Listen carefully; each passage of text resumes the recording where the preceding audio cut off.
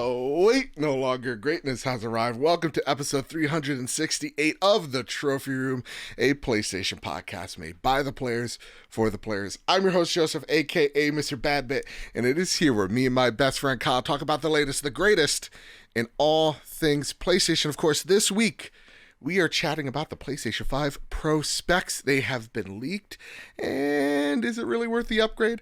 We're going to be talking about how Helldivers 2 sales are through the roof. We're going to be talking about possibly PSVR2 being PlayStation Vita'd already, and our Dragon's Dogma 2 review so far, and so much more, as we do it each and every Wednesday night over on youtube.com/PS Trophy Room and on podcast service the very next day. Alongside me, the greatest co-host, whoever is, whoever will be, Mr. Kyle Stevenson isn't here because he's already at PAX East. But now we're welcomed by the unofficial third chair of the Trophy Room, Mr. Kevin Diaz. How are you, sir? You stuck with me once. I wonder if I have any haters. Nah. On the PS Trophy. I would love to know someone's like, oh god, this guy, like Kyle is their guy. Which I mean, right. Hey, Kyle's my guy. You know what I'm saying? He's everybody's. But like, if like, there's a dude that's like, damn, like not this bimbo again. Right. You know? Yeah. I you mean, know what I'm saying? Every time I turn on a podcast and it's me on there, you know, I just assume people are already turned off. They're not having it.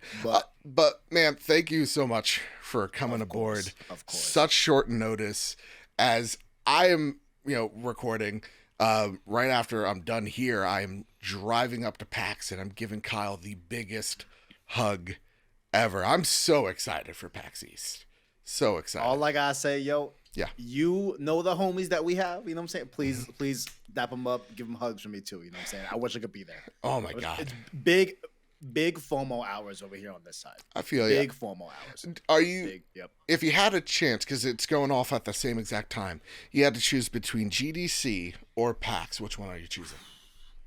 Probably PAX, like for where I'm at specifically in life, but I would like to go to GDC someday for sure, definitely, but because I was probably PAX. I was talking to a few friends, and my one buddy was just like, "Why would you want to go to GDC? Isn't that for like developers?" And I'm like, "Because I'm the type of nerd that I want to get in the talk of no, I'm down. Level design or like the little like tidbits of games we kind of just the TED Talks. Like I'm in for sure. Definitely. But I am so excited to go to PAX. There are so many people that I just can't wait to see Kyle being, of course, numero uno. And shout out to Kyle and 6-1. As we just got done recording. Yes, sir. They just premiered their 6-1 indie showcase, and oh my God, thousands of people there. Okay, if you missed out, link in the description if I'm good enough, or just head on over to 6-1 Indie. They showcase a ton of awesome little indie games. There's this cute little fox game. Oh, he looked adorable. It looked like a little fox. Yeah, he was like a little fox. It was like the Legend of Zelda, like Wind Waker, like vibes. Like it was cute. And I was in on that. The way you're describing it sounds like Tunic. You think about Tunic, but like instead of that isometric view, it's much more like over the shoulder-esque. It's like spaced out just well enough. It gave me Tunic vibes for sure. But yeah, head on over 6-1. Check out all the greatness that they got over there. But also, I do have a little beef with Kyle. Here we go. Don't we all? Don't we all? Because here's the thing. I'm going to rush. I have no idea how I'm going to put this episode out because I'm rushing over to Boston so I could get in line to get our media badges. Shout out to y'all watching, listening. You got us there. And I go to Kyle, listen, hey, if I don't make it in time, could you try to nab us the media, things, badges? And he's just like, I don't think I can, even if I wanted to. He's like, you have to have like your ID and a business card. And I was just like, Kyle, what if, just pull a Karen. Yes, you can. It's fine. What I did at GameStop, you just go, do you know who we are? Do you know who I am? Do you know that I run one of the most popular PlayStation podcasts? And then you just take out your phone and then you just put at PS Trophy Room. and then you just show them you are on the podcast. And you just show them at least 5 episodes is all you need. They're going to get the hint and go, I'm this guy. He's my buddy. Why can't you do that? And if they want to get even like a step further, even to go so far as that there's enough trust between you and Kyle, I assume there is. You send a photocopy front and back of your identification. Sure. Sure. Yeah. Because it just seems reasonable that, hey, I'm the front runner. I'm the one that got here first, but my whole crew, they're still on the way. But here's the everything that you need, just there on the way. It just goes to show that I think he's definitely outgrown me, and it's only a matter of time. Damn, he truly knows it. Yeah, he truly knows it at this point. No, but say it ain't so. Hey, real talk, Kyle. Before we get into all the PlayStation stuff, quick tweet post feelings. Because I know you're a big Star Wars guy. Indeed. The Acolytes show. How you feeling? I did. It looks interesting. Yeah. It looks. Yeah. I'll definitely be tuning in. Okay. I'm liking this Andor type of production quality. Yes. With the more Jedi Force side of the things, because I loved Andor and it's very grounded. Nothing involving the main plot point. I mean, it does, but the direct Force users plot point, right? So it's cool to have a more grounded show like that.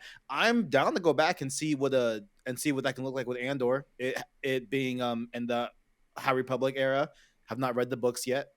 Yeah, I don't know if I will, but fair enough. I don't like to read. It looks good. It looks good. It looks very high fantasy, and I think it's set 100 years before Phantom Menace. And one nerd online is well, Master Plo Koon said in the Phantom Menace. It's fuck what Plo Koon said or whatever his name is. Okay, George Lucas made Han shoot first. We could forget about one throwaway line when I was 4.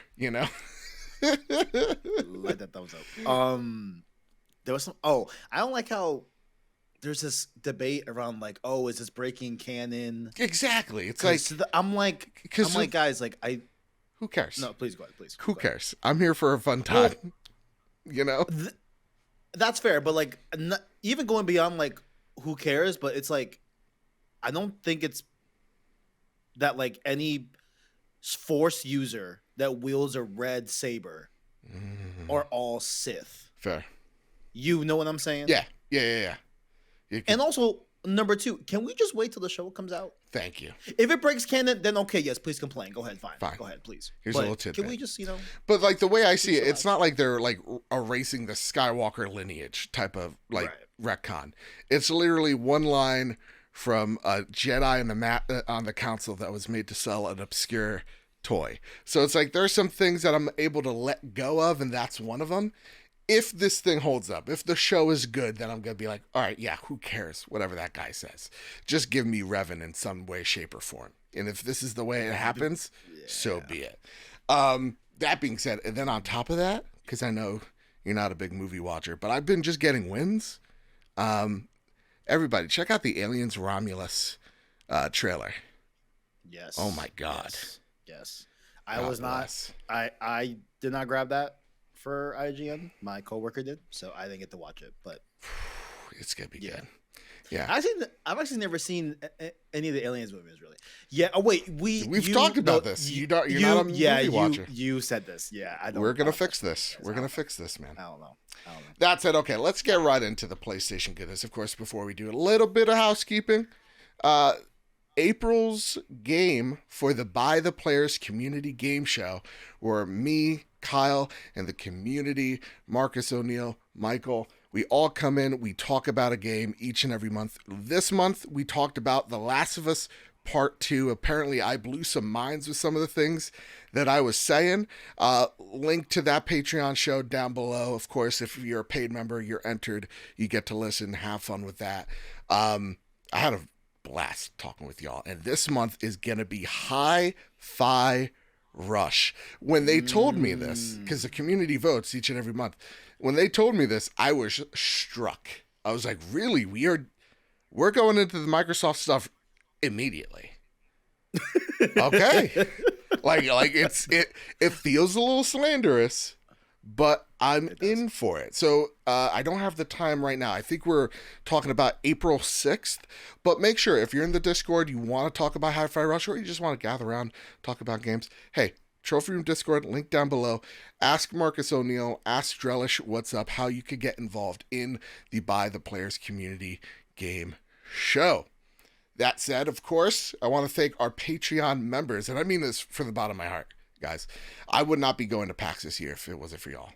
I get to meet Larian devs and like thank them personally because of your generosity over at patreon.com/PS Trophy Room.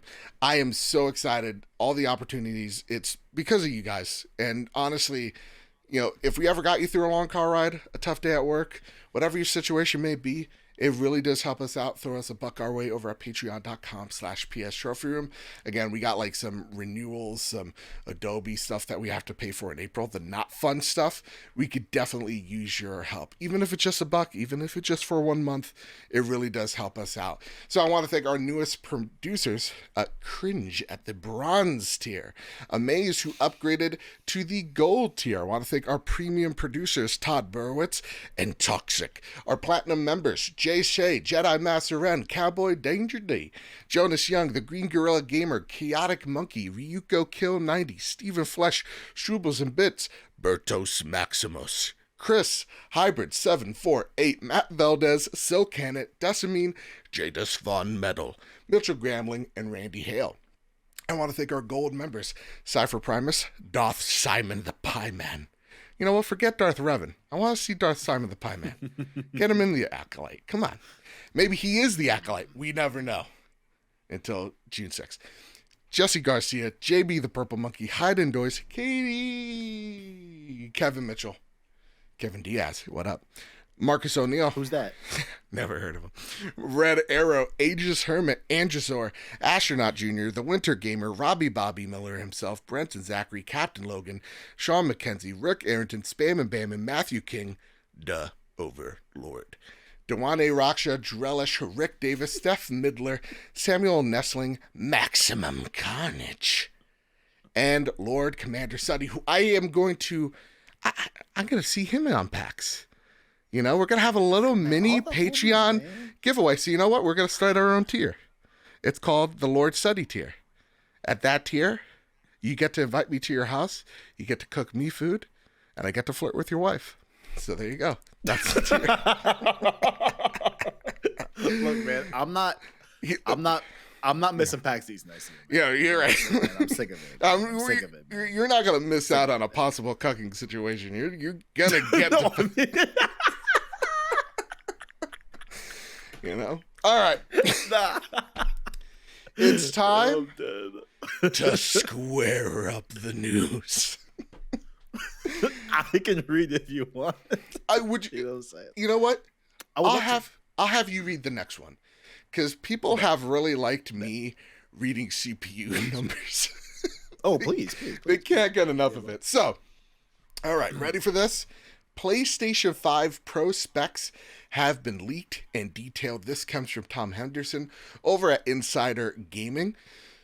And following this week's leaks on the PlayStation 5 Pro GPU specs and performance targets, Insider Gaming has learned more PlayStation 5 Pro specs. The CPU is identical to the standard PlayStation 5. However, the Pro has a higher CPU frequency mode, which takes the CPU to 3.5 gigahertz, a 10% over the standard console. The high CPU frequency mode power is allocated to the CPU and will downclock the GPU by around 1.5%, roughly a 1% lower GPU performance. The AVC or ACV in the PlayStation 5 Pro runs at a clock speed over the standard PlayStation 5, resulting on an ACM library of having a 35% more performance. More convoluted reverbs can be processed.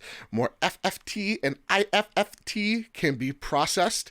GPU, okay, this is when I start understanding some things. Rendering, about 45% faster than the PlayStation 5. About 2 to 3 times ray tracing, 4 times in some cases. 33.5 teraflops. Forget the teraflips, kids. It's all about the teraflops now that we got it.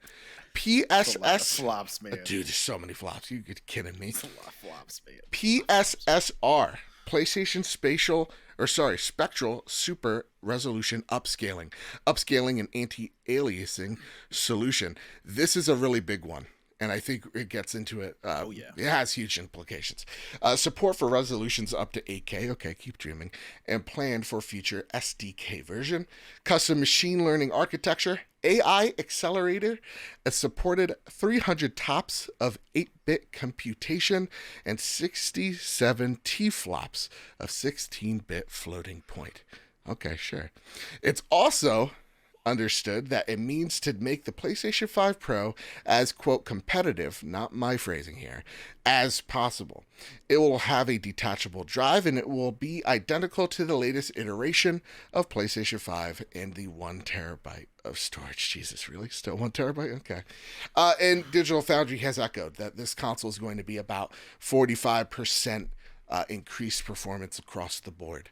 Perhaps the most compelling consider to upgrade is the PlayStation DLSS style resolution upscaler, the PSSR.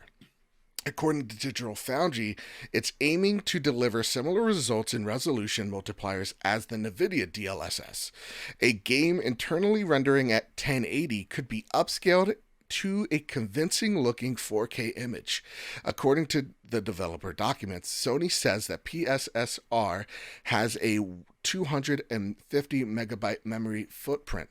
Crucially, developer docs are said to suggest that the upscaling feature will be able to backport to any existing PlayStation game. So this means, hey, you're playing a game, a PlayStation 4 game, at 1080p, this console is going to be able to make it a convincing 4K. That's ridiculous, man. That's ridiculous. That is where, so that's where it's like, okay, take away all the Chinese I just read, right? Take away all the Mandarin. I don't understand a lick of it. And breaking it down to, like, you know, the meat and potatoes of it, which is we're getting a console rumored this holiday, 2024, that is 45% more powerful than your standard PlayStation 5, that's able to upscale games, certain PlayStation games, backwards compatible games, to 4K. Kevin Diaz. Kyle and I have talked a little bit about the PlayStation 5 Pro and whether or not it's actually something that is needed. So I want to go to you, man. How are you feeling about this console, the specs you've seen so far?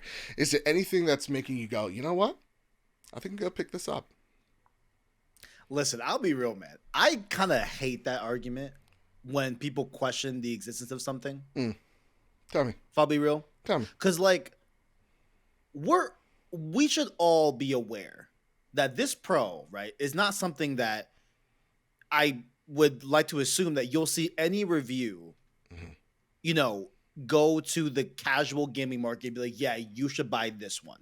This rumored $600, $700 at the worst, I assume, you know, console, right? Yeah. It's like, no, like these Pro models are for the enthusiasts like us in this space, you know what I'm saying, that want the highest performing, you know, console possible on the platform that they desire, right?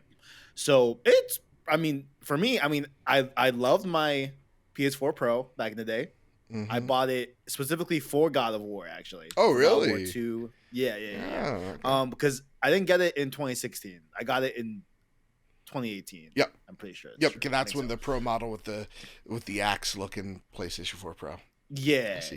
So, like, I mean, if it should exist or not, if it's worth it or not, I mean, that's truly all up to what you value in gaming, right?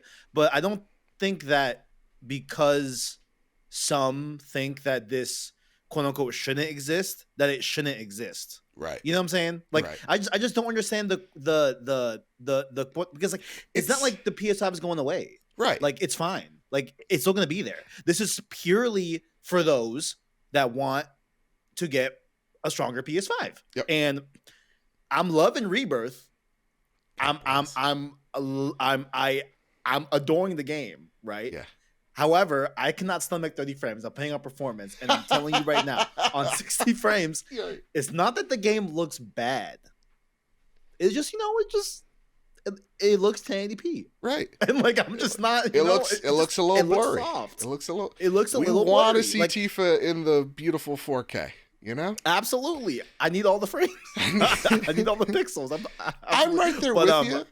Because like for me, like just, I don't know. I've seen a lot of arguments like we as gamers have to stop this. We have to tell PlayStation this isn't right. We can't support this idea. It's like, why? Like it you have why? a PlayStation. Like, I truly don't get it. Yeah, it's like your PlayStation isn't going away.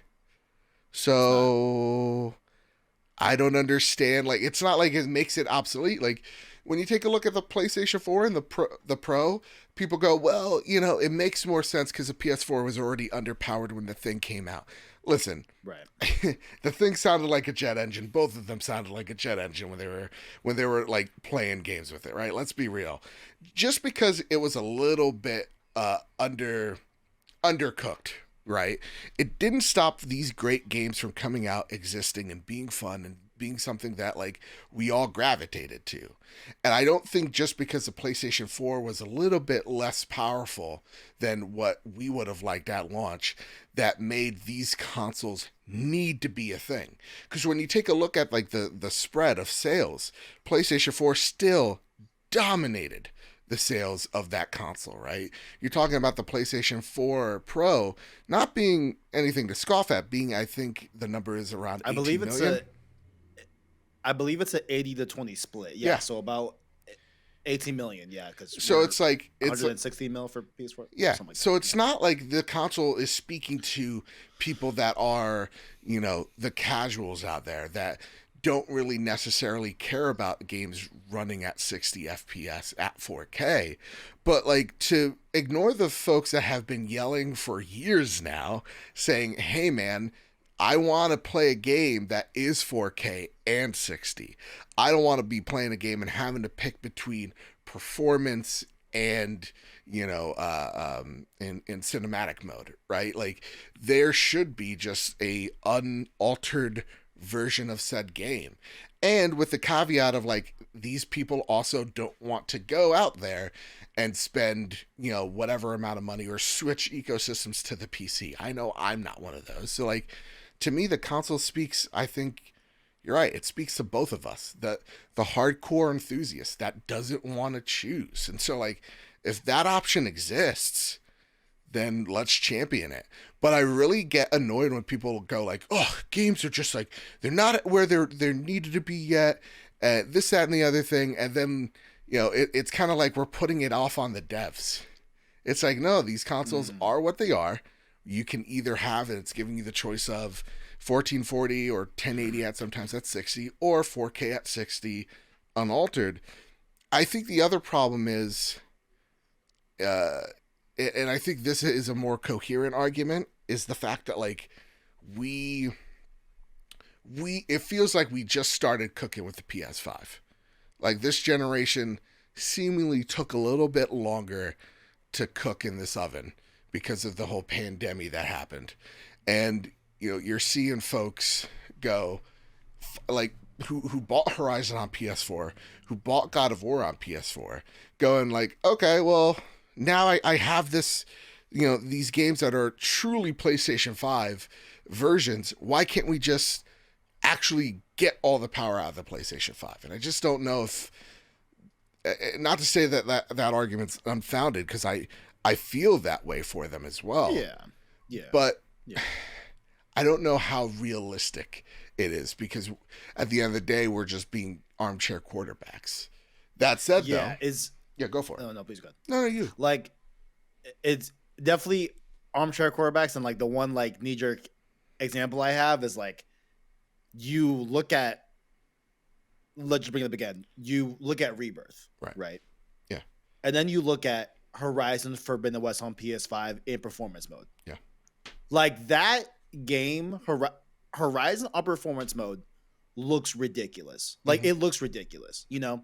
And that it's like that's where we get into armchair quarterback Monday morning where we're like, oh, why can't these, you know, just look the same when we're not taking into account the different development standards, the different engines that they're on, the different asset work, the different, like all of the other permutations that are in the middle of that. Yep. Of those two sides that, you know, like we just can't really comment on for real. Like, when, at least I don't feel comfortable doing that, right? Yeah. But I just go back to like at the end of the day, it's like the people that are saying like, oh, this shouldn't exist and like we haven't taken advantage of the PS5, whatever, out of that. Like, I get that. I do. And that's a completely sane argument to say. Like a lot of the games that we have gotten, especially from first party, have been cross gen, you know. And that happens, right?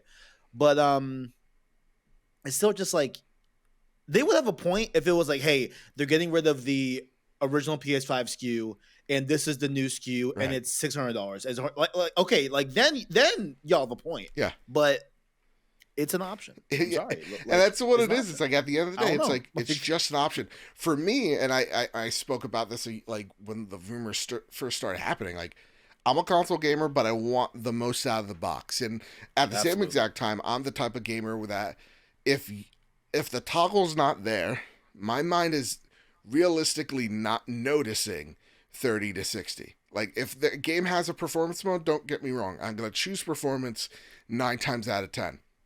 But if it's a kind of bonked performance mode like Final Fantasy VII Rebirth, I have no problem switching it down.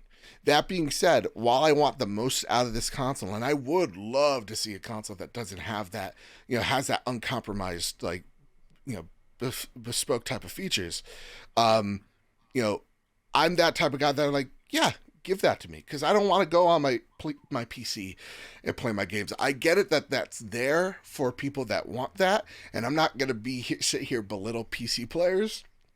God bless them. I might. And all the drivers that they have to do. But it's like, I come home from work, the last thing I want to do is look at my computer. The first thing I want to do is turn on my PlayStation. So like for me, it's like, this speaks to me. Just like how the PlayStation 4 Pro spoke to me, I'm going to be picking this one up. And again, it's not like Sony's like walking up with a gun to your head going, all right, now go. Come on, you're going to buy this right here, right now. Developers develop for this right here, right now, you know? So to me, I really don't see this as the biggest deal in the world. That said, though, I think that killer feature of being able to upscale games to 4K, that's wild. And that speaks to some backwards compatibility stuff they probably are thinking about. Yeah, that's what I think too. Like how is the premium tier going to be bolstered on PS Plus, right? Like with these games that could take advantage of this, right? Mm-hmm. I think that's going to be really big, and like I think it's something that you can, you know, they had it in the report here where it takes up only 250 megabytes of storage. That's impressive. Sorry, of memory, I guess, which would be like a little bit different, but no, I'm very interested to see how that goes, because I'm not a PC guy, you're not a PC guy, right? But like I have gotten a little bit more in tune with the verbiage of it with all these PlayStation games going to PC and me covering it. Sure. Where like I understand what DLSS is, right? Like I understand like the advantage of that and how it can make for a much better quality image with very much less resources to put out that image. So to have something like that here, and then maybe this could also be a technique of them. Maybe this is just, you know, pie in the sky thinking here, but like maybe this is them streamlining the development of the core console titles to be able to be ported to PC more efficiently with having a SSR type of thing on the PlayStation itself. Right. Maybe, again, I don't know. I'm not a doctor. I can't speak to this like fully detailed, but just maybe that could maybe be a reality. And it could be something that they think about with PlayStation 6 of like, how can we streamline development of these consoles? So that we could cut down on some of that time. I bet that's something that they're considering as well. So like, if you're PlayStation, it's all about bolstering the community that you have right now and also getting a little bit more money out of them. And that said, to end this convo here, Kev, what do you think this console is going to be priced at? We're dealing with a different Sony. Because I hate to say arrogant Sony. Yes, that's the thing. Yes, that's the thing. But yeah, like this is if you would have told me in 2020, what would the Pro look like in 2024? I'd be like, oh yeah, no, for sure. They're gonna cut the PS5 price down to $499. No, down to $399, and then put the Pro at $499. Yep. And then we get their earnings report where what's his name? Hiroki Totoki. Yep, my That's man. it? Yep. The most rhymable name. Trick Club. Yeah. yeah. Hiroki Totoki. He was saying that, I forget the verbiage he used, but it was kind of a verbiage of basically saying like they don't feel comfortable lowering the PS5 price. Like that's what he said. Yep. So the PS5 is going to stay at 500. So I think at the best case scenario, we're looking at 600. But honestly,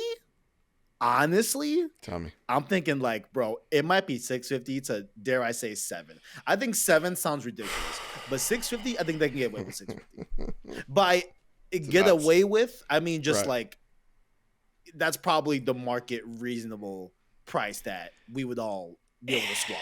You know, for me, either way, look, Yeah. almost look, man, for me, either way, I'm copping. Either way, you know, listen, it's going on the credit card. Hey, man, I'll deal with it later. It's going on the perks of being an adult, you know, being able to incur debt off fun stuff like this. You know what I'm saying? Love it. Delightful. Sensational. But yeah, 700 is kind of crazy, man. 700 sounds wild. Yeah, that sounds unreal. Like that's where I'm like, so crazy. I'm out. You know, like if I'm in the Shark Tank, so you would not buy it at $700. No. No, no like, way. I feel you though. I'm gonna be dumb and add to my debt. I mean, that's fair. That's me. God bless you for it. For me, it's like you're right. We're dealing with a different Sony and a different environment as well, where you just saw Sony and Microsoft both up the console prices in these various regions. And they're now wondering, why are they selling as good as we think they should be? It's like, because a loaf of bread costs $13. You know, it's like, it's those things of just like, because it's too expensive, and this is a luxury item. You should have thought about that before raising it up $50 in like Lithuania. You know, so for me, it is a different Sony, but it has to rely a little bit on precedent. So you're right. Hiroki Totoki has stated that they don't feel comfortable lowering the price of PlayStation 5, which I think is foolish, honestly. And I think we're at this point with PlayStation where it's a different type of PlayStation where they don't necessarily view Xbox as like, don't get me wrong, they view them as a threat and competition, but not so much of the likes of like, you know, they're losing sleep over Xbox. I think they're more losing sleep of how do we keep PlayStation relevant with, you know, the growing power of mobile and PC. And so with that in mind, I think you don't see a price cut of the PlayStation 5, which again, should. You know, but I do think you see them stay that price while the PlayStation 5 Pro is probably $599. And even then, that is a really hard sell, even for me. You know, the person that hosts the PlayStation podcast is telling you I might not have it in the budget. Because the other thing that we have to look at is like, there is still no game this holiday or suite of games that we know of beyond GTA, what is it, 6? That is going to be taking advantage of this thing. So they really have to sell this hardware to us, and they got to make a convincing argument, you know? That said, Kev, do you mind reading the next bit of news for us, bud? Indeed. Helldivers 2 could be one of 2024's biggest games. This is coming from Zarmina Khan from PlayStation Lifestyle. Helldivers 2 is looking like it could be one of 2024's biggest games after its sales were estimated at more than 8 million copies across PS5 and PC. Those sales are also thought to be growing each week, although official sales figures haven't been disclosed by Arrowhead Game Studios or Sony Interactive Entertainment. Helldivers 2 is thought to have performed well beyond expectations. Just a few days ago, a market research analyst stated that Helldivers 2 sales had grown every week during the first 3 weeks of sale. Now, TD Cohen analyst Doug Kreutz has also claimed via Bloomberg that the game That's his nickname, yeah. that indeed that the game sales are growing every week, and estimates that Helldivers 2 has sold over 8 million copies. Arrowhead Game Studio CEO Joanne, Got this. Johan Pausted. Thank you. Got Johan you. Pausted. Got you. Thank you. There we go. Confirmed that Helldivers 2 has sold around 1 million copies within its first 4 days, but no up-to-date sales figures have been released. Pausted has already excuse me, apologies, Mr. CEO. Apologies. Has already said that the game was, quote, blowing through the estimates, but now it seems like it's on course to be a surprise entry as one of 2024's biggest hits. In the meantime, the game dominated the February 2024 PS Store downloads and is likely to repeat that feat during this month. The game's success will be helped by a series of free post-launch updates, the first of which will introduce the Exo 45 Patriot exosuits coming soon. Future updates will include new tools, new challenges, and new threats. There will also be premium content, including new war bonds, although they will not be part of a pay-to-win system. Sony also isn't resting on its laurels on capitalizing on the game's popularity. Just yesterday, it launched a line of official Helldivers 2 merchandise that includes everything from apparel to accessories. The collection is available from PlayStation Gear Store in Europe, the United States, and Latin America. What up? All right. Ooh-wee. First off, have you taken a look at that merch in the PlayStation Gear Store? I have seen it. I don't love it, but this is definitely like good. It looks good. They're it like, looks good. What random PNGs do you guys have in a folder somewhere? We need to capitalize on this. Yeah. Like, I just don't like. I mean, I know I'm wearing a shirt with a logo on it, but like, it's different. Right. Like, this is different, you know. But like, when it's like a game that just has their logo on it, I don't like that kind of merch. I like the merch that like you can tell it's from the game, but someone that doesn't know still thinks it looks like a good shirt. Right. That's fair. You know what I'm saying? That's fair. That's what I like. You know, I like that. Yeah. Let me ask you something, Kev. We haven't. Yes. Have we hell dived yet? I think we have maybe once. We did one night. It was like one game. It was the nuke one we did. Right. We did a nuke. We watched nuke. It was fun. I would love to play more. I've been wanting to play more. It's just Rebirth is ruining my life. Fair. It's actively ruining my life. You know, like really bad. Yeah. So. Yeah. Well, I'll have the audience know, and I got it legitimately. So let's not hear it. Helldivers 2 Platinum's mine. I adore this game so much. My boy. It's really turning heads, man. Like, again, my whole Xbox group, they're playing this game. You know, I'm seeing my PC brethren out there enjoying it, playing it. My question for you, Kev, is, if this figure's true, this is something I've asked Kyle, and I really want to get your take on this. What do you think changes PlayStation's thoughts on this game in terms of, I want to take you down either one or two paths. Do you think they're either A, going, oh wow, we should make more of these smaller games because when they hit, or do you think they're thinking, oh wow, when we put things day and day on PlayStation 5 and PC, these things sell really well? Right. What do you think PlayStation's more convinced of right now? It's like, hey, you know what? Let's make some smaller risks and hopefully get some big rewards. Or do you think they look at this going, this PC day and date certainly looks appetizing, to say the least. Yeah. I think a little bit of both in some ways, right? Okay. So I think to talk first about like the smaller scale stuff, right? I think even when you look at the leak and how Miles Morales was able to generate a high ROI, Yeah. right, on launcher PS5. You know what I'm saying? Obviously, that has the benefit of being Spider-Man IP, of course, and we all know the power of that. But to just talk about like the smaller game itself, like that development cost really was benefited by the high ROI and was given that because of its smaller development cost.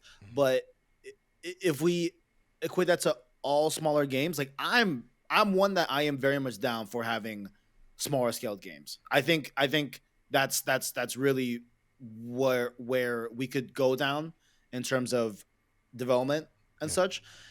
The only thing that I feel that they might fear, Tell me. right, is that we still have this dumb narrative that the general populace like equates hours potential to cost, right? Mm, To overall look of how that game looks, right? Like right. people still poo poo. We saw people poo pooing oh my god the sequel to Ragnarok? Hellblade 2. Hellblade 2. People Okay. were poo pooing that being what was it, 6-10 hours, Yeah, something like 6 to that, 10 hour game. 12-hour game, Yeah. something like that. Yeah, and it's like I think I just think that is still there, and I don't know if that is going to let up from their perspective Fair. in So terms of the smaller game thing. do you think I hope it does. do you think maybe this kind of convinces them, man, that PC window should be lowered quite a bit? Yeah. Yeah.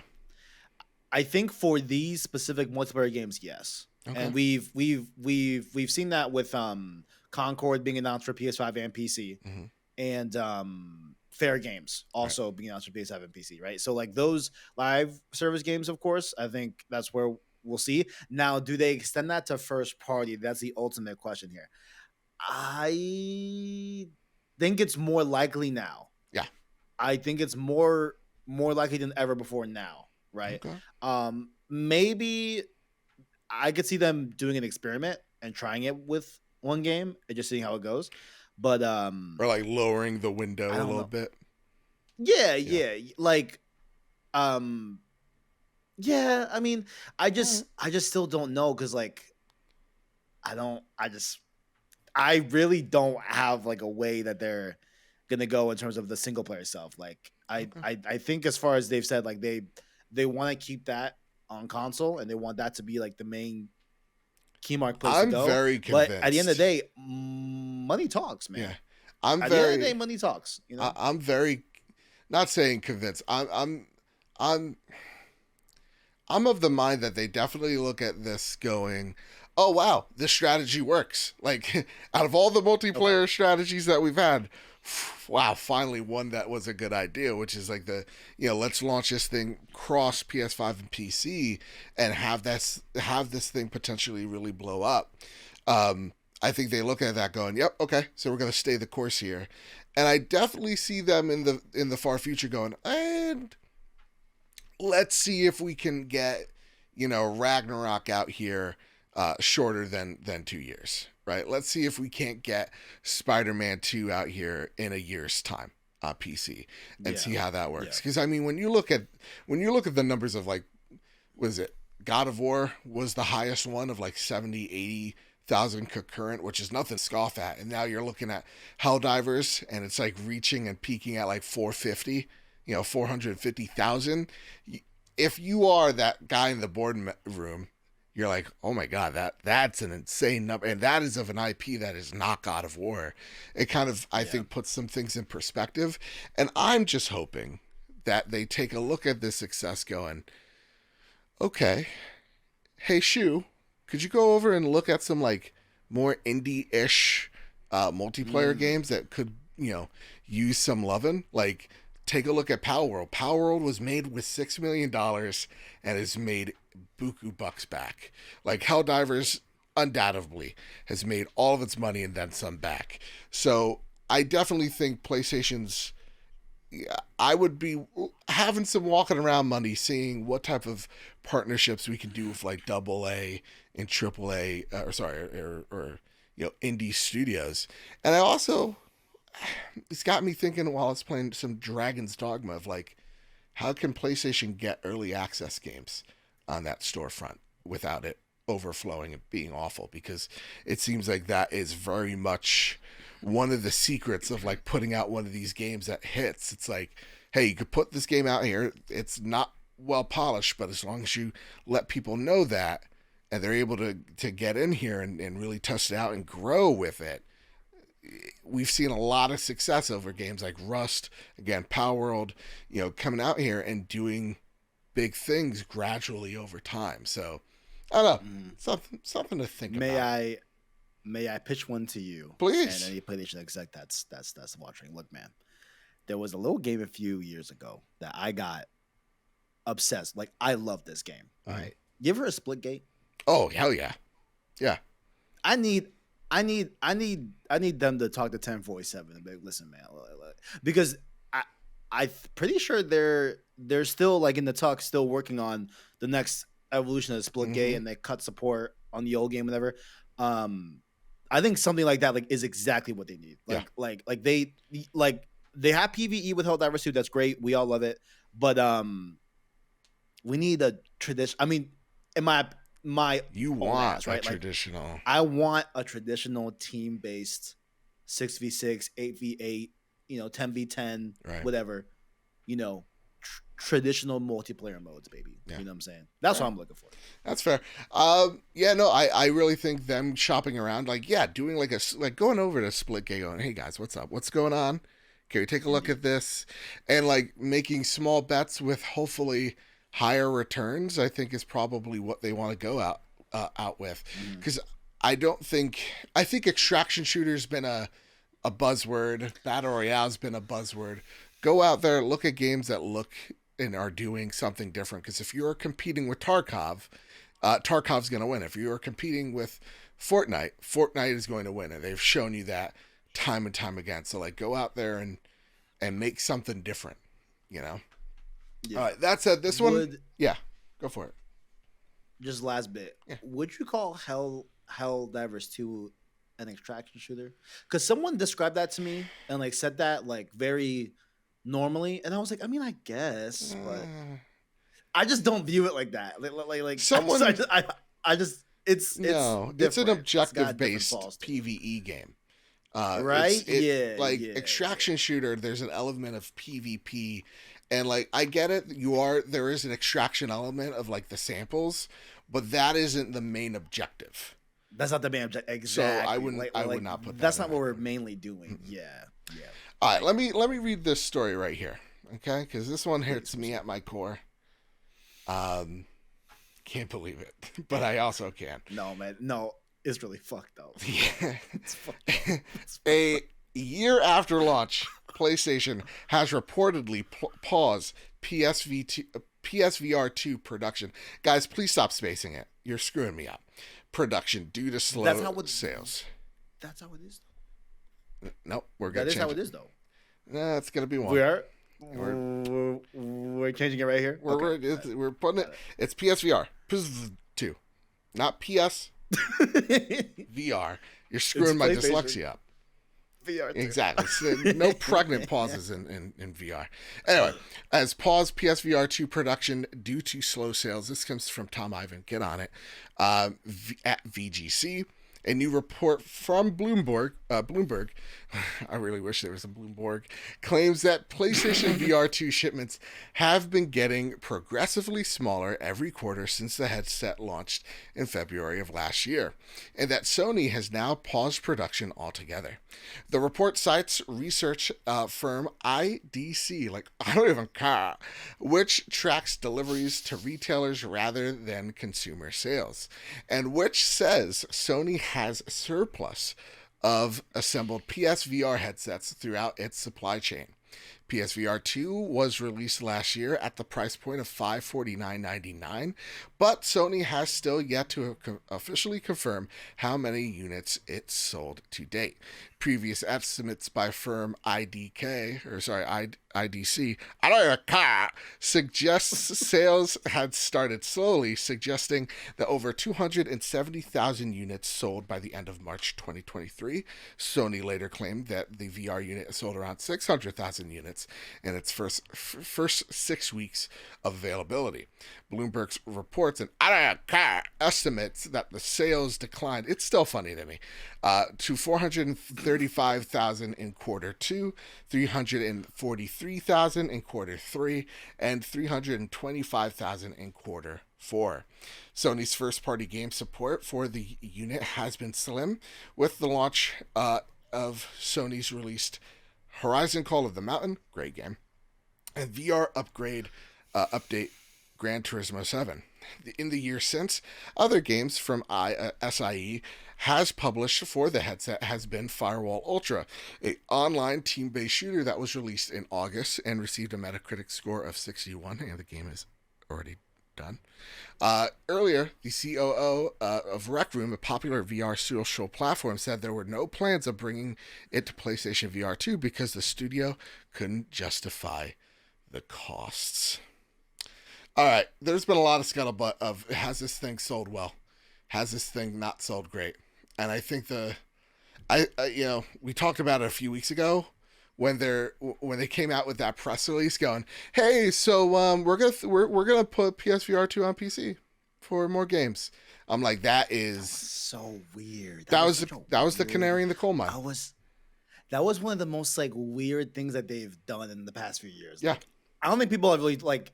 That was so odd, unlike Sony to even like announce something like that in that just little like afterthought, like under the breath type of way, like very, very, very odd. Yeah, very odd. And yeah, that was probably the writing on the wall too. Obviously.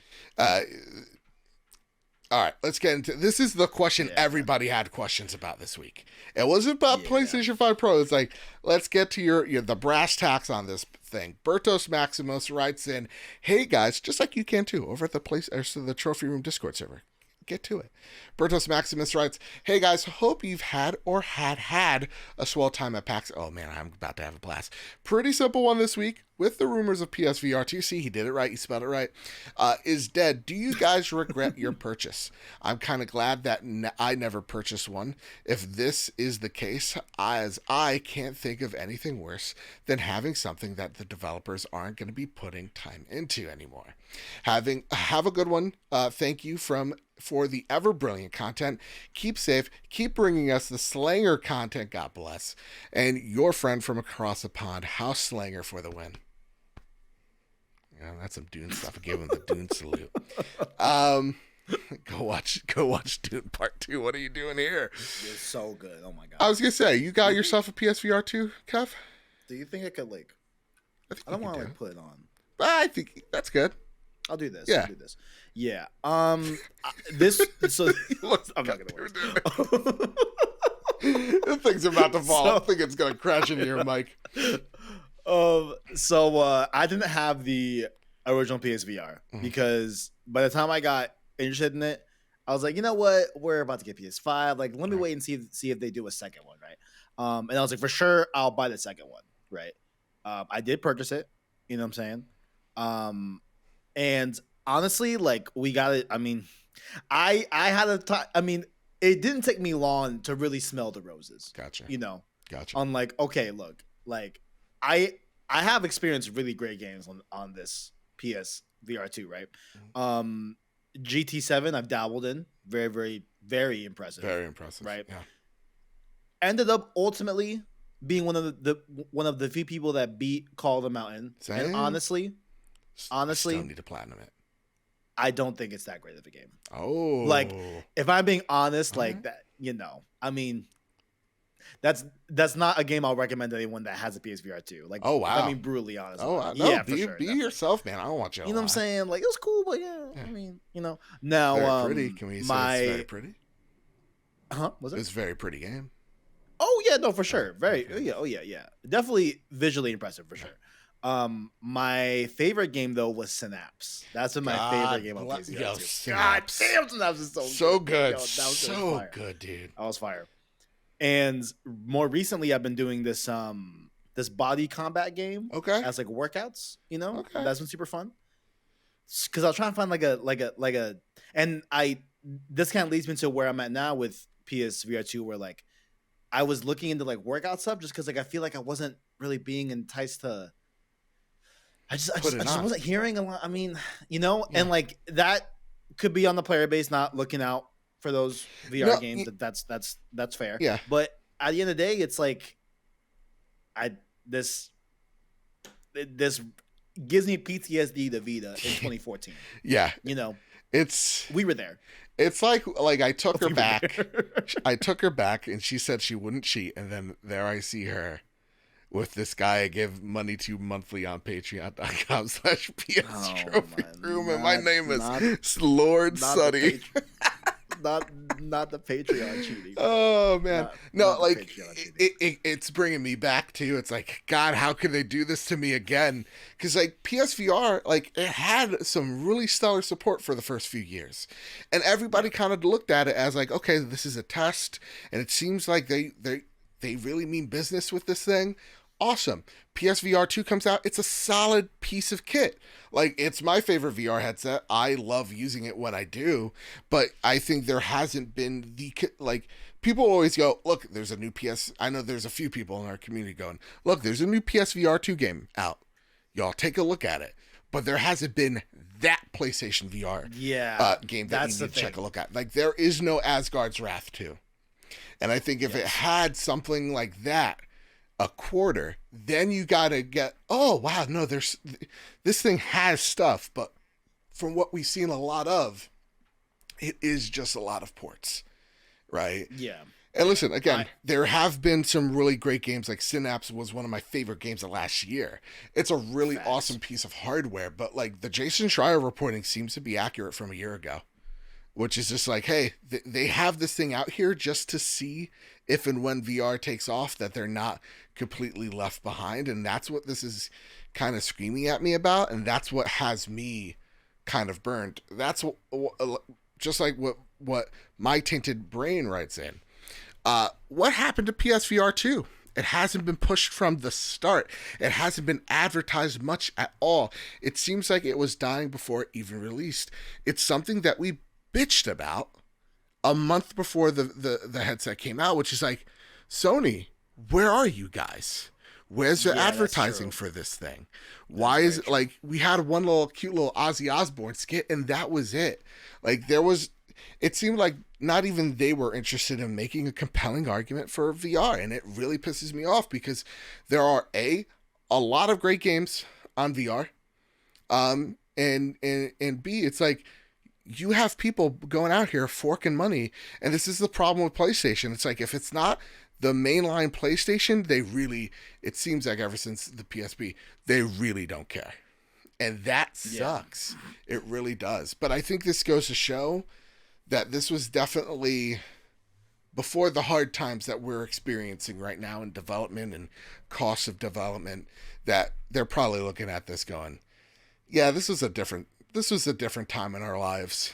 This was cute when there was, optimism in this space, but it really just seems like if you're not Meta and if you're not Apple wanting to waste money, there's nothing here, No, man, you think no? I mean I'm not very hopeful. No. I mean, like, this is a complete side thing, not really PSVR 2, but like, I'm actually pretty amazed by the Vision Pro. I'm not buying it for $3K. Oh, right. No, yeah. But the future of that tech, I think, could be really cool. Oh, Kevin saw himself out. Oh, he's back in. You're in. I don't know what happened. Don't worry about it. I don't know what happened. Are you still on Zencaster? Yes, you are. Yeah. God bless. I don't know what happened. I didn't touch it. I know what happened. You're too gosh dang beautiful. Honestly, I've been an Apple guy all my life. My MacBook is like my prized possession. I love my iPhone. I was literally eighth online for the first iPhone. When I saw people out there with the Vision Pro, I'm like, I totally understand it. I understand why people think Apple users are douchebags. Like, this is a little bit too much. We've gone too far. Like go for it. with like PSVR 2, man, like I have like, and you're right. Like, there is the quote unquote small and vocal PSVR 2 community that's like, hey, this game, that game, and we're being betrayed. And it's like, yes, like, yeah. And it's like, yo, like, when people say, "Yo, there's no games for VR2," like obviously that is what it says, but the spirit of what that statement means is that there is no, like what you said, like that Yep. game. There's no it. There is no Half-Life Alex, Mm-hmm. right? Asgard Rat 2. I'm hoping that is for Metro. Yep. I think that's a very enticing IP that they could do something really cool with. Not a port, brand new game. I think that could be something for sure. But like, I'm sorry, like Resident Evil 4 VR mode, like as cool as that sounds and like as cool as it is, I'm sure that like that's not gonna sell. Like it's just not gonna. That's not gonna get anybody on the headset. It's not. Every time I see the evangelists of VR, it's like, trust me, I understand it's great. You don't have to convince me. Yeah, I hear you. But what is the thing that's gonna push this console out? And it's like, it's not there in it. And it sucks that we have to wait this long for an answer, because like the only answer we're gonna get is until that PlayStation showcase in probably June when I'm in Italy, is like them going, okay, so here's the 2 VR games, and if there's not a VR game out there, it's like we could count our blessings. It's been a ride, and it also doesn't give us hope when you canceled, or you closed down London studios. Yeah. And the Fire Sprite, part of this Fire Sprite team, the teams that are working in VR. So it's just like, you have to understand some of the frustration here, Yeah, no, there's definitely frustration. Now, I want to paint you a picture. Okay. Paint it away. If I may. Yeah. Drew a Picasso, beautiful Drake track, right? Okay. You know what I'm saying? Let me paint something here. Like I'm not sure if the PSVR 2 crowd is gonna like this, but I think this could be the start of them positioning this VR headset in this way that could somewhat be successful in the long run. Okay. Right? They announced that they are allowing compatibility with the PSVR 2 to PC. Mm-hmm. Right? Hello, Kobe back there. He's stretching. So what if that's a cute pup. I know. Look at him. Look at him. He's chilling. He's hanging out. I don't know what he's doing. Yeah, he's just living his life. He's just foraging. Sick of VR talk. He's sick of it. He's sick of it. But what if you couple that news with this, growing and growing, not lenience, but more like connectability with PC in terms of Helldivers 2, day stuff like that, right? And like, what if the PSVR 2 is going to be a bit of a bridge to the PC VR space that is very much thriving. Oh yeah, when you think of things like VR chat, mm-hmm. right? Like I work with a guy at the restaurant that he makes money on the side by creating 3D models for people in VR chat. That's cool. So he gets commissions, he makes their avatar, whatever, all that side point. But like that just my first as he's drawing it up for him, he's like, you guys are gonna have like weird VR sex in these, right? They're like yo, the stories he has, man. No. Yo, he's like, all right. He has been asked to draw some crazy shit. But like some wild shit that he's told me. But like maybe that could be what they're kind of going with here, and like treating and yeah, this will hurt to say and this will sting, but treating PSVR 2 to go back on, Shuhei's words of like, hey, like we put a number in it because like we believe and we're going to treat it like a console. Remember when he said that? Mm-hmm. Mm-hmm. Remember when he said that? Yeah. And like that clearly is not what's happening here. Yeah. So maybe it's just going to be this supplementary accessory, which is crazy for me to say now because that's what we were talking about, a few months ago and such, and like that's kind of been what it feels like already. But I maybe think that could find some success. Maybe I truly think, but then it's like I don't know, man. I truly think at this point, with all the naysaying, and we're hearing nothing back of like the sort. Like we're not hearing anybody not saying that. We're saying the opposite. I definitely think PlayStation has seen the, let's be honest, lack of enthusiasm for VR. I think they're seeing it. People want to go outside, go to conventions, go to PAX East, drive 3 hours or 35 minutes to get to Boston, and then have a panic attack because you're in a convention, and the last time you were in a convention, the world shut down, and that's not good. But nonetheless, like, people are going out. And there's really not a need for this as there once was. And then they take a look at the PlayStation, the PlayStation Portal, PP Pal for life. That is doing fantastic, right? At least in Sony's estimates. So what if they're just looking at this going, okay, we could maybe pivot out of this headset, and what if we make something of a handheld again, where we don't have to divvy up development resources to a second, team? What if this is a, PS5 Lite-esque device? Does that entice people? Because if it is true, and the PlayStation Portal has been the litmus test of, do people really want one of these things again? It seems like they do. Then, I think if you're making an accessory to the box, it truly needs to be something that is connected to that box in a real way that doesn't take away from your efforts elsewhere.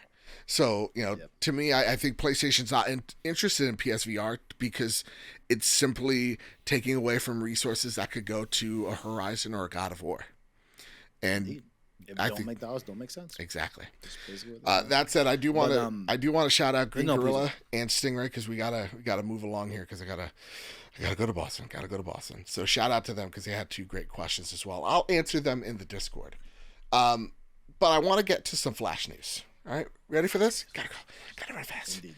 Gotta try to speed to Boston. Not gonna speed English. Drive responsibly. All right, Marvel 1943: The Rise of Hydra officially announced at Unreal Showcase 2024. The description: Marvel 1943: Rise of Hydra. In the chaos of war, worlds collide. Skydance and New Media and Marvel Games share an original story where an ensemble of 4 heroes must overcome their differences and form an uneasy alliance to confront their common enemy. This is the Amy Hennig, Captain America, Black Panther game. We've seen a snippet of that trailer. Kev's probably seen it in higher resolution than I.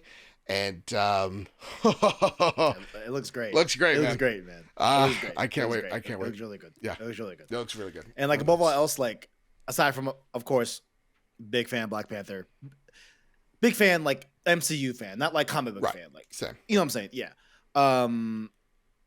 I'm just thrilled to see Amy Hennig finally get a game out. Yep. Because her last full game, you can count Uncharted 4 in some areas, I'm sure, but Uncharted 3 was the last full game that she wrote that was full on actually released. She's had cancellation after cancellation after cancellation. She had a Star Wars game canceled, all this. So I'm happy that we have this here. Very excited to see this go. Yeah. Yeah. Very, very excited. Same. Let her tell her story, and it looks great. Again, CG trailer, but I love the premise of Captain America, Black Panther, buddy cop. Dude, let's do this. Dude, what's shown today? That's not that's Unreal Engine 5. I mean, I was watching the conference, and they paused the trailer. They showed the keyframes, and they showed Unreal Engine. Yeah, no, that's in engine. It looked ridiculous, bro. It looked really good. Let's go. Yeah, it looked really impressive. Just a little side note here. Connie Booth, one of the chief architects of PlayStation's first-party studio system since day one, is now joining EA. This comes from Kat Bailey, former PlayStation executive Connie Booth, one of the chief architects of the PlayStation first-party strategy before her unexpected departure in 2023, is joining EA to help lead its studios amid ongoing restructuring. Booth's title will be Group General Manager, Action RPG, with a portfolio that will include EA Motive's Iron Man game, Cliffhanger's Black Panther game, BioWare's Dragon Age and Mass Effect, and she will be report directly to EA Entertainment head Laura Millie. Awesome. Good on you, Connie. And I think this signals, hey, maybe EA is serious about its portfolio again.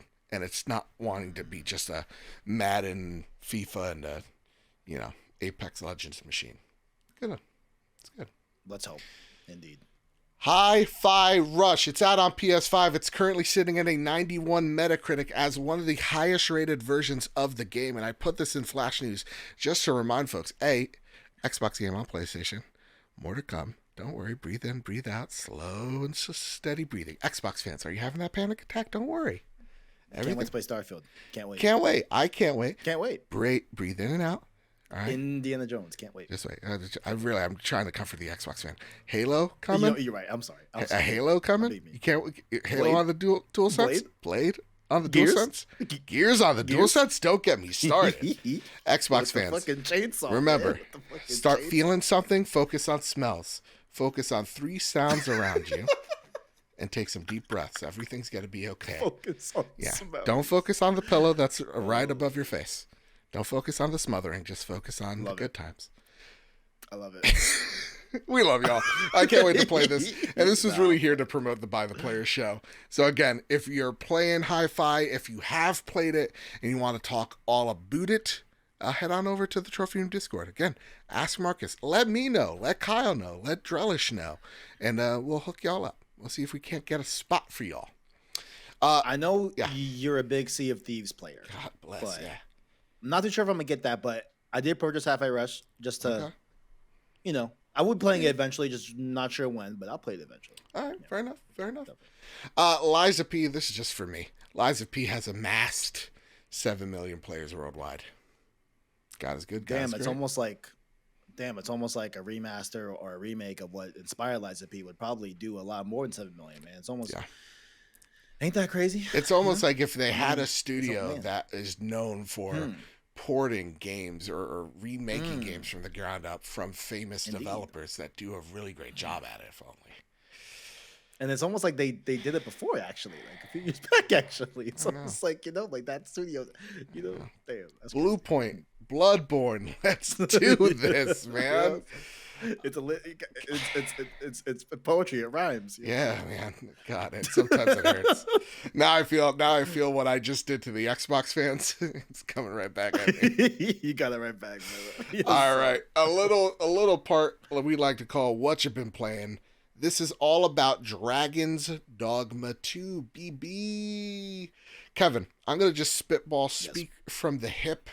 If you have any questions about this game, please shoot them my way. I'm gonna answer them beat by beat. Okay. First, Nagachaka writes in, as someone who didn't play Dragon's Dogma 1, would I be diving into Dragon's Dogma 2? Should I watch a YouTube summary about the first game beforehand? So, great question.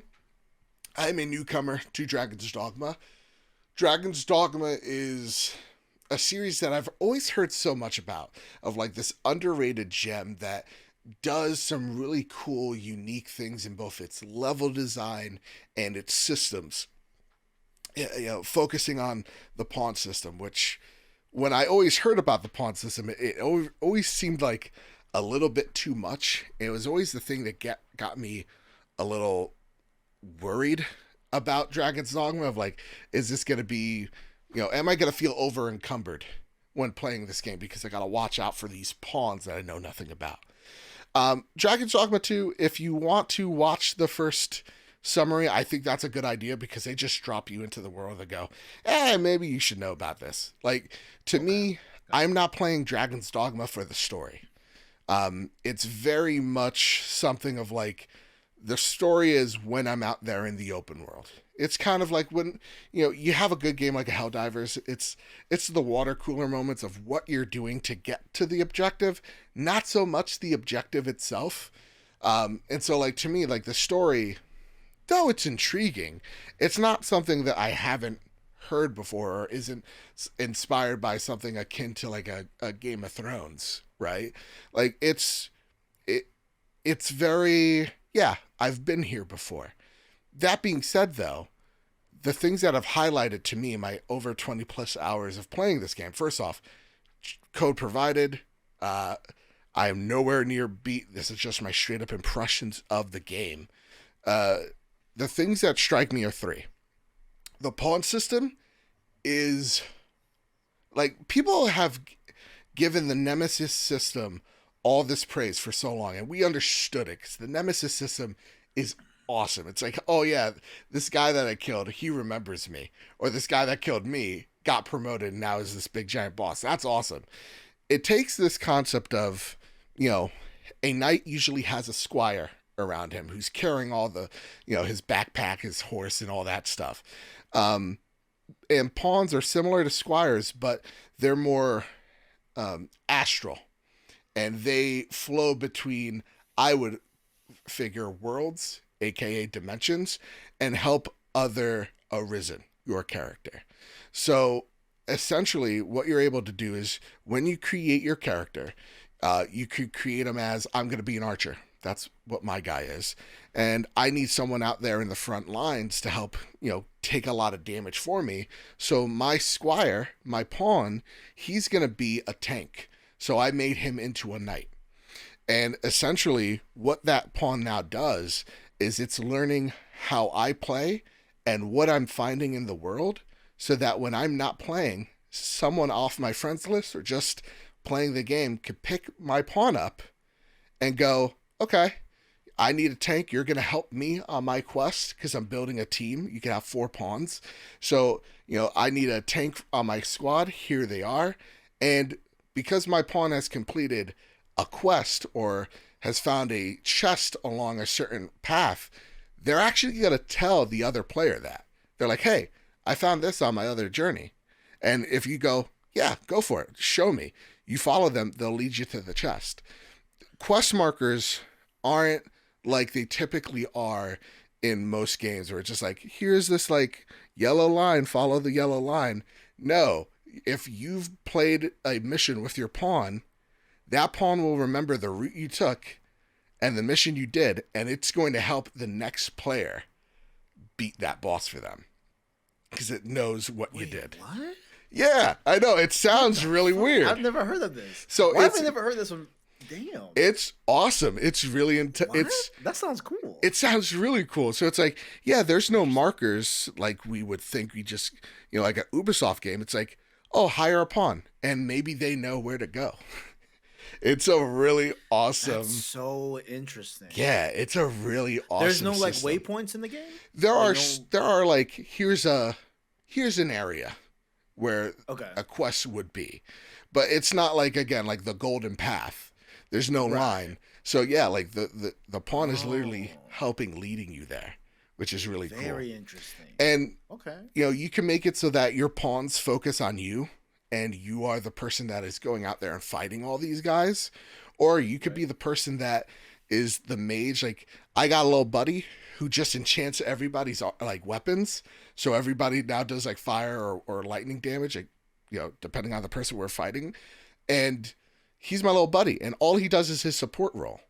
So like everybody kind of knows their role, and you can like go into these battles and be completely just fortified in like each other's abilities. So I believe there's a few classes off the top of my head: knight, archer, thief, mage, and they spin off into various other classes akin to like Final Fantasy 14 Online, where like there's one that I really want, and I can't think of the name off the top of my head.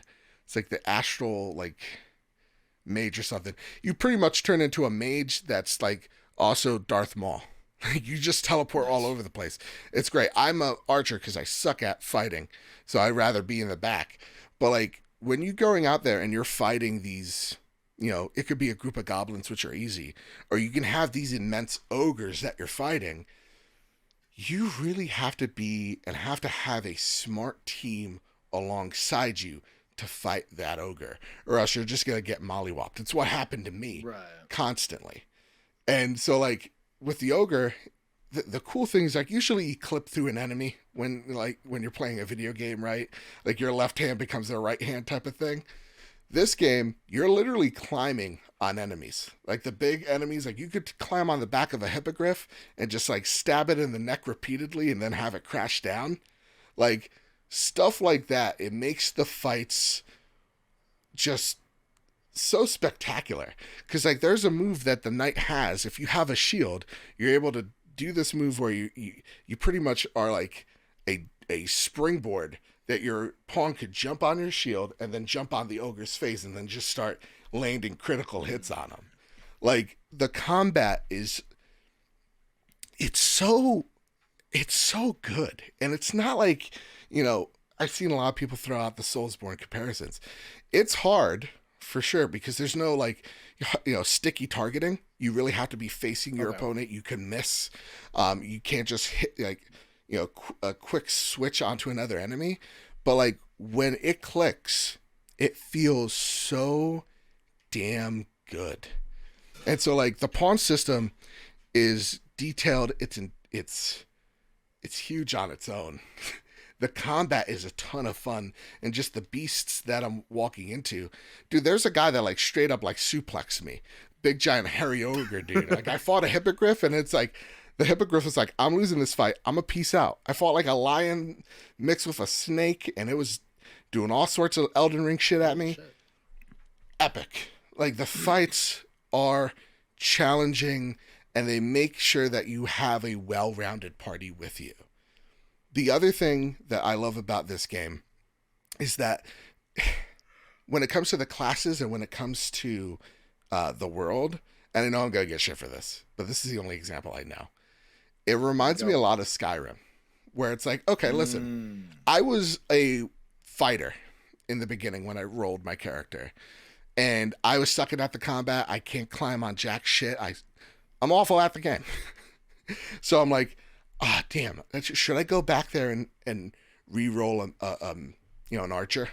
And instead of having to waste 8 hours, they're like, no, you could go just re-roll, become an archer. And like you just level up that character by just playing the game as an archer, which I really loved. Yeah. Okay, so is it less like you're upgrading like your archer class, your swordsman class, right? Like you're upgrading your character, and you can swap out the shirt, whether it be an archer shirt or that's cool. Or like cool. You're walking up to a guild. Like yeah, you're walking up to. I think you do it at the end, and you're like, hey, listen, I tried fighter, I suck at this. They're like, you want to be a ranger? And like, and you go and you become a ranger. So that's cool. That's a really cool thing. It's like you're able to pick up, drop things at your own volition, which is great. And then the other thing is like the open world itself, oh my god, is brilliantly connected to the overarching like theme of this world. Like it doesn't seem like it's like, in World of Warcraft where it seemed like you're on a roller coaster. It's like, here's this bright colorful forest, now here's a desert, here's this dark a swamp, and now here's a beautiful red ridge. It's like, no, the world blends itself really well to the hemisphere that it's at and the temperament that it's at.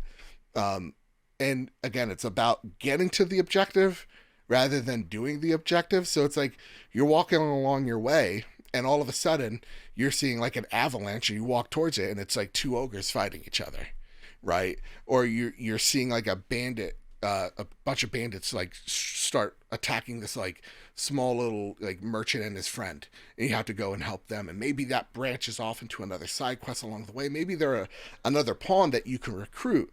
Nonetheless, the world is it's happening regardless that you're there, and that's the feeling it gives you. That's what makes this game really special, and the world reacts to you. So like there was one part that I was having a really hard time with this one group of goblins. And so what I did was I was just like, I'm going to avoid them. I don't need that drama in my life. And I walked around this hill that was overlooking these goblins, and there was a giant boulder there. And they're like, you want us to push this boulder? Absolutely, I would. And it killed that entire encampment.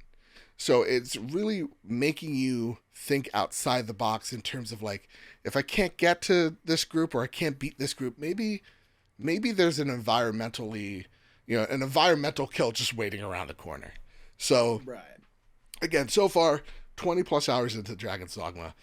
Nice. Okay. But I am having a ball, and this is definitely, I'd be very surprised if this doesn't land up in my game of the year list somewhere, because it is a really fun time. I'm having a blast, and it's reminding me of like why I love RPGs so much, because it very much is like you're a voiceless character.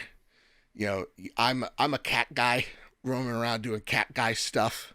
Like I'm a Khajiit at the end of the day, and it's just, I don't know. I'm digging it. I was just checking what we gave it. We gave it an 8. You gave it an 8. Yeah. GameSpot gave it a 9. IGN. So. Oh yeah. Yeah. Very good. Yeah. It's always it's always gotta be IGN with the slightly lower score that we get that shit. You know, I know. It's always, that's always That said, though, but please go check out that review. Yeah, go check out the IGN review. Go check out this game. Everyone's review. Go ahead, read. Yeah, go read. Read That it. said, I do want to shout out Kyle Stevenson, who counterpicked Dragon's Dogma 2. You really stepped in it this time, huh, bud? Uh-oh. He's losing. He's losing real bad in our fantasy league. Oh, really? Yeah. He's losing. He's losing big. Does he have a path out? Like, does he have a way to success, or is it like looking pretty dark out here? He's even stated it to me. He's like, because I also have Elden Ring. He's like, that's the do or die for me. He's like, if I want to see how he goes, I want to see how I'm looking at the end of June. If at the end of June it's not a big, a landslide, then I think he's like, I think I got it. But like, I'm 50 some odd points ahead of him. He has, I think, only March. I know. He counterpicked Prince of Persia too. What a fool. And he has technically 2 games more than me. So yikes. Yeah. Right, but he has Mina the Hollower. We'll see. Okay. Okay. Mina's looking good. I mean, you getting Elden Ring, like I feel like that kind of just seals it up. Honestly. Yeah. No, it's done. I also have Silksong. You want to tell me something about Silksong? Motherfuck. You think it's coming out this year? I mean, I would hope so. I would assume. Got mean, but granted, like I've been saying that for 3 years now. Like we were saying that in 2020, like, oh yeah, no, like I assume, Yeah. Oh, hey, question. Do you think? Yes. Do you think? Oh my God, the song, the game from the Ori devs is coming out, or you guys are going to be reviewing it? Oh, not Earthbound. It's no. It's No Rest for the Wicked. It looks phenomenal. Oh, I'm thinking of the Celeste team. My bad. They're doing that Earth. Yeah, I Earthblade. forgot what it's called. Yeah, Earthblade. Yeah. Do I think the Earth is coming out this year? No. Do you guys? Because sometimes IGN has like the, in review early access. This game's gonna come out early access. You guys think you're gonna review it? I would assume we would do maybe a review in progress. I think. Then Kyle is doomed. I believe because I have that game on my list. I have that game on my list. I forget if we do review in progress for early access games or like we just do a early access review. Like I think we do that. I think. Pour one out to Kyle's fantasy league. I'm gonna have him shave his beard. Yeah, he has me. No, you're not. Yeah, that's not the real. He has to shave the beard, what's but on keep the mustache. Brother, look, man. I know. No, you can't touch them. No, bro, no, that's bad. That's really bad. I would rather shave my head than shave my beard. Like I'm not. And keep the stash. Bro, you're brutal. I know. Well, he has me in a week or two. I'm gonna have to put on clown makeup as we record because I lost last year. Oh no. Joke's on him. I've been practicing my Joker. Kyle with the clean and then with the. I think it looked pretty good actually. Here's the thing. Kyle has he's a very attractive man. He's a good-looking gentleman. He's a good-looking dude. Let's be real. Let's be real. He has a face. I'm jealous. Personally, I'm jealous. Yeah. I'm jealous. Right. Prepare the drop. Here are the latest steals and deals coming to the PlayStation storefront on March 19th. Hi-Fi Rush on PS5. MLB The Show 24. Kyle's already platinumed it on PS5, PS4. What Mystic the fuck? Again, kid's insane. Kid's unnatural. What? He said, I have one day to get to PAX, and I'm going to make the best of it. Holy shit. Mystic Pillars, remastered on PS5. On March 20th, Alone in the Dark on PS5. Master Maker 3D Ultimate, PS5, PS4. On March 21st, Ambitious Mission, PS4. Iconi Island and Earthquake Adventure, PS5, PS4. Crimson with a K, that's unique, PS5, PS4. Lisa Bundle of Joy. This is my little baby girl, Lisa. She's a bundle of joy. PS5. You hear it here first, folks. Little Lisa, she's a bundle of joy. I was like, you're doing this. Can't, sorry. Sorry. Is she really a bundle? I don't know. You tell me. Tram Simulator. It's going to be a bloodbath. All right. Tram Simulator. I got to get to PAX. What am I doing? Tram Simulator, Urban Transit, PS5. All right. There you go. On the 22nd of March, Dragon's Dogma 2, PS5, front Front Mission First remake PS5. Rise of Ronin, which as of this podcast we still have not gotten any inclinations of where reviews are landing there. Though probably by the time this podcast is out, you probably know, and I'm probably sitting out on that game because I just don't know yet. All right, anyway, and The Legend of Legacy HD remastered on PS5 and PS4. And it's time for our favorite segment of the show, but sadly the last. It is time for the Sony Pony Express. Yeehaw! That's right, Kevin. I did tell you how to yeehaw at the end of this. Yeehaw! Yeehaw! There you go. Ghetto Barry writes, have a great time at PAX, guys. What do you expect to see there? And do you think there'll be any surprises? And would you go to any other exhibitions later in the year? So I'm going to see Larian. I'm going to see a couple other indies. I'm excited for all like the little indies that we haven't seen, so like or heard of yet. So there's always by like day 2 a indie booth that everybody's talking about and everybody's checking out. So I'm excited more for day 2 of PAX than anything. I wish I was going. I'm so fucking jealous. Man. And then the DLC for Final Fantasy 16 is gonna get revealed there with a date. So let's go. Let's do this. I'm excited. But yeah, no, I would love to go to more conventions. It's just time, money, PTO. After this, technically a little siesta, because once like I drive back on Sunday, and I have a shift at work on Sunday, so it's like straight from fun to work. I hear you. I definitely hear you. Yeah, go for it. If you can't, I mean, not that like you have to, whatever, but like IGN Live is happening. Ooh. But I forget if Summer Game Fest announced for June 7th. Mm-hmm.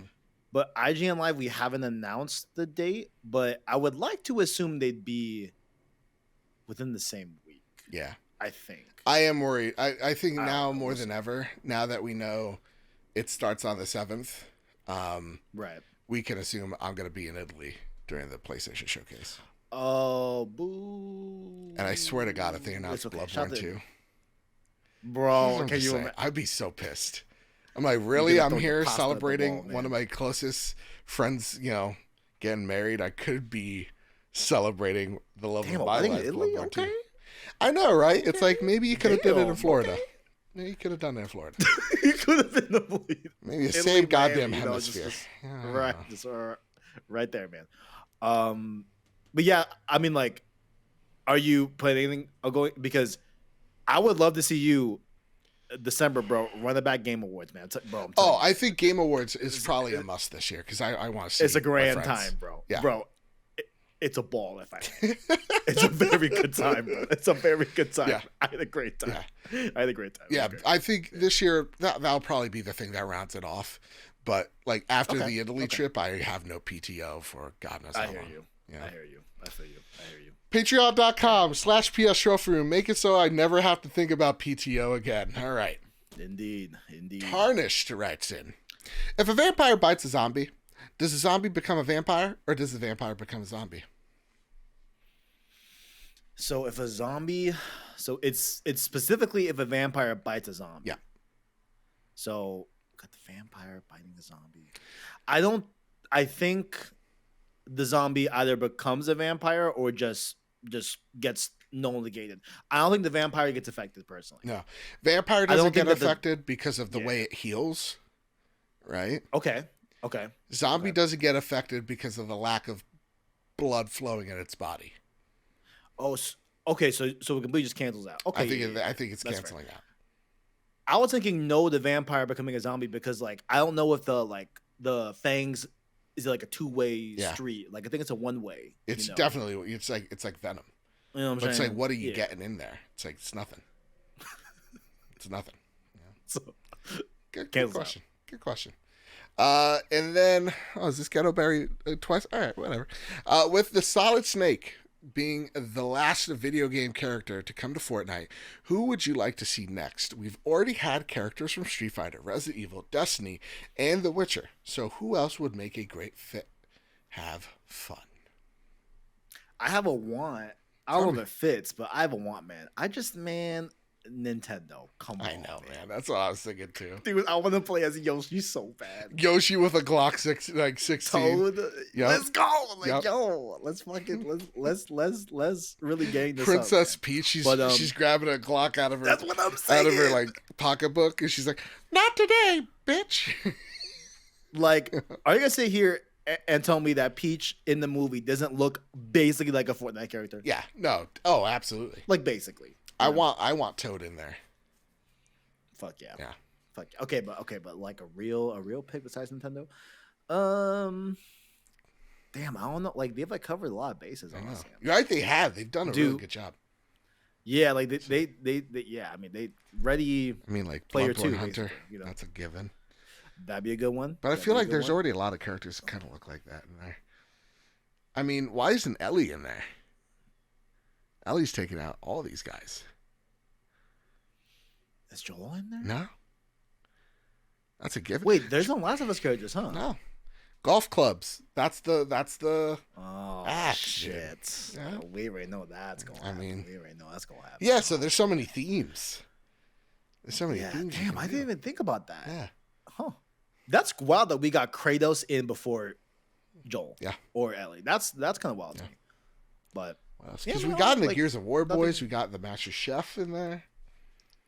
We got what else?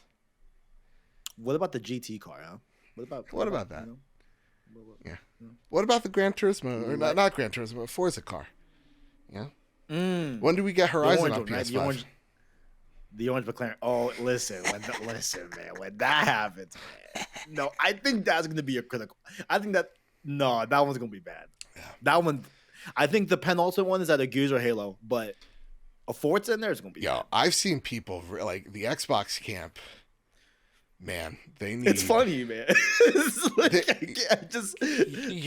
like there is something cosmically hilarious, because it's like, oh, we now have Bethesda, we now have Activision, and it's like the Thanos gauntlet, and they're like, we're finally gonna do this. We're finally going to wait. What's happening? Yo, and it's like, damn, they can't win. Like, yo, they get so close. They get so close, and they just can't. They can't. And then they just like it sucks. It's cursed. It is. Like it has to be cursed. I'm like mostly joking, but like it. Oh yeah. It's basically like cursed. They're the Mets of the video games industry. They can't do anything right. Right when they have a good lineup, what happens? They botch it at the very last minute. Because now the thing that is going to be annoying is like every Xbox game that comes out, you're going to have is this coming to PlayStation? Is this coming to PlayStation? Like, is this good? And it's really annoying because like Hellblade, I'm just excited. I'm going to play that day one. Like it doesn't even compute. And I'll play it again if it lands on PlayStation. But like, yeah, and it's not a reasonable act. But like, there are some people that straight up need like Lexa Pro, because like I saw one person, the guy that does all their Photoshop stuff, and they're like, "There's no more excitement in the Xbox camp anymore." Are we dropping names or you could do? What's his name? Clobriel. He's like, this is just sucks. There's no like we used to have something here, and I just hope it's all worth it. Like something along those lines. I'm like, my brother in Christ. Let's relax. Look, man. Let's relax. I just don't want to be mean. Like I don't want to be mean to people, but like it's not that serious. I just think it's funny. I just think it's funny, man. If I saw Ellie on an Xbox, I'm not gonna walk outside like, I'm not gonna be like sad Ben Affleck or sad that like Pedro Pascal. Exactly. No, not Keanu Reeves, where he's sitting on a bench with a sandwich and he's just sad. It's like, over what? Yeah. A video game. What are we doing here? Oh man, right. Let's talk about this. Todd Oxro writes in, we're halfway through the generation. Has this been the most lackluster gen for first party since the PS1 era? No. Why is that? Well, I mean, you know what? That's a very biased question. I'm a little young, so I don't have really a good look at the PS1 era per se. But if we're looking at like PS3, PS4, PS5, like I think this is, I just wouldn't call it lackluster. Mhm. You know, I mean, like if we're taking into account, well, so this one says okay, so first party specifically, Yeah. early gen on PS4, we was kind of bored. Yeah. People forget. People think that 2015 and beyond was like the whole story of PS4. It's like no, the fuck, it was not, bro. Yeah. Like, yo, we had Second Son, Mm-hmm. and then we was low key just chilling. Indie Station 4 you remember Yep. those memes of like, oh, like PS4 only has indie games, PS loves indie, like that was all we had. That was definitely a thing. Yeah. Early on PS4. Yeah, That was absolutely a time. I think we look at 100%. finished products and we judge one that's like we're midway through. Like I understand why this generation's weird because there's been so many it's still to this day cross-generational games. And Yes. but like that launch of PS5, like I could name 3-4 games off the top of my head that were like legitimately great. Like Demon Souls remake, phenomenal, right? Miles Morales, phenomenal. Sackboy: A Great Adventure, phenomenal. Astro's Playroom is still like one of the best platformers I've played Fire. in recent years. And like, yeah, then you have Horizon, you have God of War and all that. And so like to me it's like, no, this generation's been good. It's just different because it is you no longer have a new library. It's your existing library. So it doesn't have the same umph. But you're totally right. People totally forget the PS4 first 2 years was like the first like year. 2 years, yeah. First year pretty blank for both of them. And then, 2015 happened, and I remember it was like Titanfall, this is going to be it. And I loved the first Titanfall, don't get me wrong. Dud, right? Watch Dogs, oh, this is it. This is going to be it. Dud. And it lights straight to our face. Destiny, holy shit. Bungie on PlayStation. We all thought that game had so much promise. Dud. And so it's like, it's not really until you get to 2016 where things truly start popping off for PlayStation and the things that we know PlayStation for now really start taking off, right? It's with the launch of Bloodborne that everything, at least for me, changes. And we start looking at the games start hitting. You start getting The Witcher. You start getting your Last of Us. You start getting your Overwatches. You start getting your Fortnites, all that in that generation. So I don't think this has been a lackluster gen at all. I remember the PS3 telling you to get a job. I remember that launch lineup. Yep. Indeed. That launch lineup sucked. PS2, that was probably the most solid PlayStation will ever be. But like PlayStation 1, I can't remember. I was 4. Yeah, I was like I was 5 years old. 1 or something. Yeah. I don't know. But shout out to early Destiny 1 Crucible. Yep. Big fan of that. Big fan. Big fan. That was the shit. Yep. Besides the Crucible. Thorn was so broken. I remember when I got that. Ooh-wee. Bro. Ooh-wee. Early gen PS5, shout out to Returnal. My beloved. Oh God, but Ratchet and Clank Rift Apart. Let's just put some truth out there. Now, technically, does Returnal fit into this question? Because at the time it was a second party release. Yes, that's fair. If you want to count that, it counts. Returnal's amazing. That's fair. But in the spirit of it, you know what I'm saying. Returnal. We love Returnal. Yes, we do. We stand Returnal in this house. Yeah, absolutely. Well, listen, Kev, I wanna thank you so much for being here, for filling in for Kyle, and anything you'd like to spotlight before we get on the heck out of here? Listen, I'm no Kyle, but I'm sure a Kevin. I'm trying.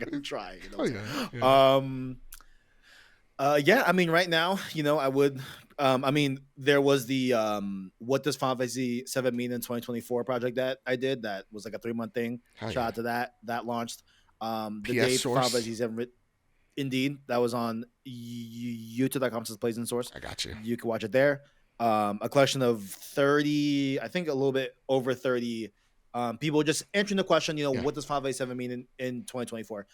That's been the only thing I've posted because, like I said earlier in the podcast, Rebirth is ruining my life. And I just figured, let me just play it and then I'll come back and we'll talk about this stuff. So, that's what I'm doing. But you can follow me on Twitter at the KDS123. And if you're watching trailers, definitely go watch my IGN. IGN always has like some extra stuff in every trailer. Fun Ooh, fact. okay. There's always gonna be more gameplay on IGN versus like another outlet. There you go. Not to talk shit, but No, yeah. always 100% guaranteed. Promise.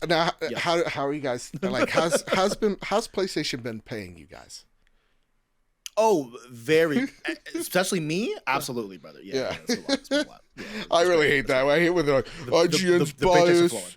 Like I saw someone complain that Hi-Fi Rush was higher on PlayStation. It's like my brother, like the reviews on Metacritic. My brother in Christ, there's only 8 reviews on the PlayStation side. There's 60 plus on the Xbox and 37 on the PC. Like, what are we doing? Yeah, I don't know, man. I don't know, man. You know what I'm doing, bro? Hey, but you know what I'm doing? You know what I'll be up to? doing, brother? I'll be at PAX East literally in a few hours. Sir. Be up in Boston. If you're at PAX East and you're listening to this pod, hit me up. Let's meet. Let's shake hands. Tweet at me going, at Mr. Badbit, I'm here at PAX East. Where are you? And then we could touch each other's faces. Very good. But not mouths. Very good. Very good. Do I mask up, you think? Or what's even the point? I think it would be a good idea. All right, fair enough. Maybe, maybe not. I feel like definitely on the floor is probably an acceptable place to have a mask. Okay. Yeah, everywhere. Maybe don't go over. Maybe outside. No. Maybe we can relax somewhere outside. Right. Yeah. If I'm out in the bar, but I'm gonna risk it. Yeah. I'm gonna risk it. Right, but I think if anywhere, show floor might be a reasonable decision. That's fair. Yeah, because I was just like, I'm like, it's a petri dish. I got so much. I got the vax in me so much, so I'm getting 6G, Absolutely. Let alone 5. It's like I've had it twice. So I'm like, I think I'll be good. I got so many nanobots in me from the vaccine. I'm good. Look at me, RFK. I'm vibrating. I'm vibrating, brother. But good, brother. Please drive safe to PAX. Yeah. You know what I'm saying? Yeah. Hands on 10 and 2. 10 and 2. You know what I'm saying? All that fun stuff. Absolutely. That's right. Absolutely. Can't wait. Indeed. Can't wait to drive through Connecticut, that goddamn rectangle of a state. Please give big hugs and kisses to my homies. I shall. I will. Well, Kevin, thank you so much for being here. Everybody, thank you all for tuning in. And with all that said, with all that out of the way, you can find us over at PS Trophy Room on Twitter. You can find me over at Mr. Badbit. Again, at me if you're on the show floor. We'll meet. We'll even fight. I don't know. Whatever you want, And you could rate the show 5 stars over on Apple Podcasts, Spotify. You can support the show over on patreon.com/PS Trophy Room. You are literally making our dreams happen. Thank you all so very much. Each and every one of y'all. Who tune in, listen, support us any which way you do. And so with all that said, and with all that out of the way, everybody keep your wits about you, keep hunting, and keep playing PlayStation. See y'all.